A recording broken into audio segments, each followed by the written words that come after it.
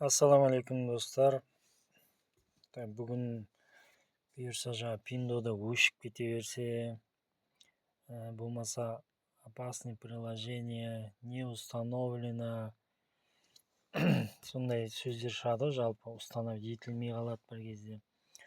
Сондай шыға берсе, не істеу керек? Сосын Pindo'да жоқ болып кете берсе, не істеу керек? Қайдан табуға болады? Сол жайлы сабақ болады бүгін бұйырса. Менде қазір Pindo'да жоқ болып кетті. Мен қазір көрсетейін. Еш жерде жоқ. Да жоқ. Қазір көрсетсем, ол қай жерде тұратынында. Play Marketке кіреміз. Сосын мына жерді басамыз. Сосын Play защита дегенді басамыз. Мінеге осы жерде тұр, көрдіңіз ба? Опасное приложение отключено деп тұр.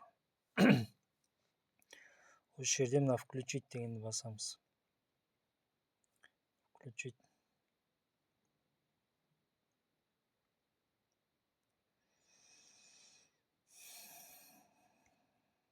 Болды, міне.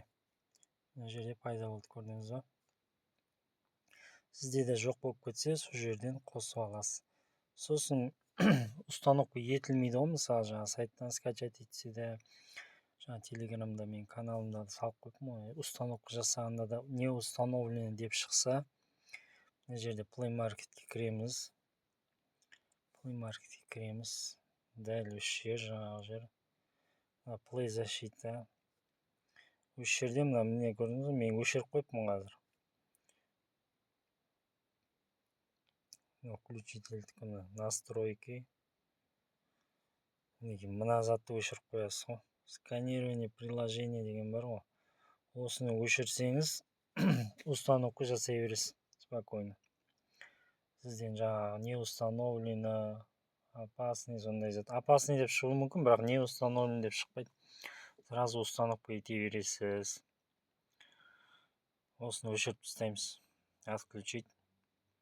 Болды. Мен өшті қазір. Жоқ болып кетсе, осы жерде тұрады. Болды, сонымен пайдалана бересіздер. Қалай скачать етуге менде видео бар телеграмда. Соған қарап скачать ете бересіз.